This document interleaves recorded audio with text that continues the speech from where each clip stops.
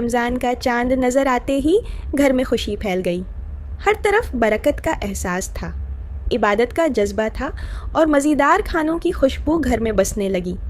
لیکن اسی گھر میں ایک ایسی ہستی بھی تھی جس کے لیے رمضان خوشی کے ساتھ ساتھ بہت سی ذمہ داریاں بھی لے کر آتا تھا. وہ تھیں آمینہ. آمینہ ایک بیوی تھیں، ایک ماں تھیں، ایک بہو تھیں اور سب سے بڑھ کر صبر کرنے والی عورت تھیں. رات کے آخری پہر جب سب لوگ سو رہے ہوتے، آمینہ آہستہ سے جاگ جاتے. وہ ٹھنڈی زمین پر نرم قدم رکھتے اور خاموشی سے باورچی خانے کی طرف چلی جاتے تاکہ کسی کی نیند خراب نہ ہو. وہ آٹا گوندھتے، چائے بناتے، روٹیاں سینکتے، دہی نکالتے اور پانی کی بوتلیں بھرتے. پھر سب کو پیار سے جگاتے. ساس کی آواز آتی، روٹیاں گرم ہونی چاہیں، ٹھنڈی نہ دینا مجھے. سسر کہتے، سالن میں نمک کم نہ ہو. دادی کہتے، میرے لیے نرم روٹی الگ بنانا. آمینہ مسکرا کر سب کی بات مان لیتے. سب سحری کھا کر آرام کرنے چلے جاتے. لیکن آمینہ برتن دھوتے، باورچی خانہ صاف کرتے، فرش صاف کرتے، پھر فجر کی نماز ادا کرتے. نماز کے بعد وہ قرآن پاک کھولتے مگر تھکن سے آنکھیں بند ہونے لگتے. وہ آہستہ سے کہتی، یا اللہ، میں بھی تلاوت کرنا چاہتی ہوں مگر وقت ہی نہیں ملتا. دن چڑھتا، گرمی بڑھتی جاتی اور روزہ مشکل ہوتا جاتا، لیکن کام کم نہیں ہوتے. ساس کہتے، آج افطاری میں زیادہ چیزیں بنانا، رشتہ دار آنے والے ہیں.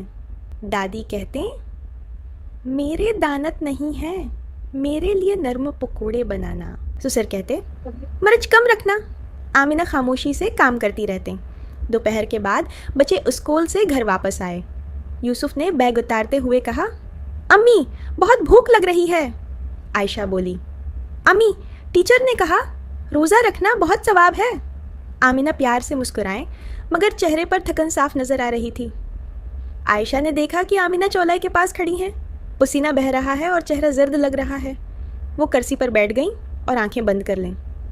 عائشہ نے آہستہ پوچھا، امی آپ ٹھیک ہیں؟ آمینہ نے مسکرا کر کہا، ہاں بیٹا، بس تھوڑی تھکن ہے. شام کو ابو گھر آئے تو انہوں نے آمینہ کو مسلسل کام کرتے دیکھا. پھر انہوں نے دیکھا کہ ساس آرام سے بیٹھی ہیں، سسر اخبار پڑھ رہے ہیں، دادی ٹی وی دیکھ رہی ہیں اور بچے کھیل رہے ہیں، جبکہ آمینہ مسلسل کام کر رہی ہیں. ابو نے نرمی سے کہا، کیا اس گھر میں کوئی آمینہ کی مدد نہیں کرے گا؟ کمرے میں خاموشی چھا گئی. دادی بولے، ہم نے بھی زمانہ دیکھا ہے، بہوؤں کا کام ہی ہوتا ہے، ہم بھی کام کرتے تھے، یہ کوئی نئی بات نہیں. آمینہ خاموش کھڑی رہی. ان کی آنکھوں میں آنسو تھے مگر آواز نہیں تھی. اس رات یوسف اور عائشہ نے آمینہ کو دعا کرتے سنا، یا اللہ مجھے شکایت نہیں، بس مجھے طاقت دے دے اور میرے بچوں کو اچھا انسان بنا دے. بچوں کی آنکھوں میں آنسو آ گئے. اگلی صبح یوسف نے کہا، میں ابو کے ساتھ سبزی لینے جاؤں گا. عائشہ بولی، میں دادی کے ساتھ فروٹ کاٹوں گی. ابو نے نرمی سے اپنے والدین سے کہا، اسلام ہمیں آسانی سکھاتا ہے، ظلم نہیں، بہو نوکرانی نہیں ہوتی، بیٹی ہوتی ہے. یہ سن کر ساس خاموش ہو گئیں. دادی کی آنکھوں میں نمی آ گئی اور سسر نے اخبار بند کر دیا. افطاری کے وقت جب آمینہ باورچی خانے میں آئیں تو وہ حیران رہ گئیں. فروٹ کٹا ہوا تھا، پکوڑے تیار تھے، دسترخوان سجا ہوا تھا اور بچے مسکرا رہے تھے. ساس آہستہ سے بولیں، بیٹی آج تم بیٹھ جاؤ، ہم نے سوچا ہم غلط تھے.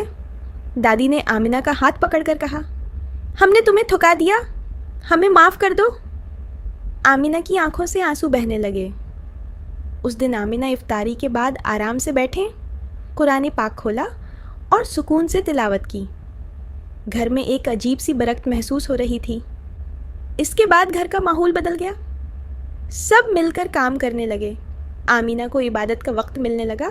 ساس محبت سے بات کرتے، دادی بچوں کو قرآن سکھاتے، سسر مسجد جانے لگے اور بچے روزہ رکھنا سیکھ گئے.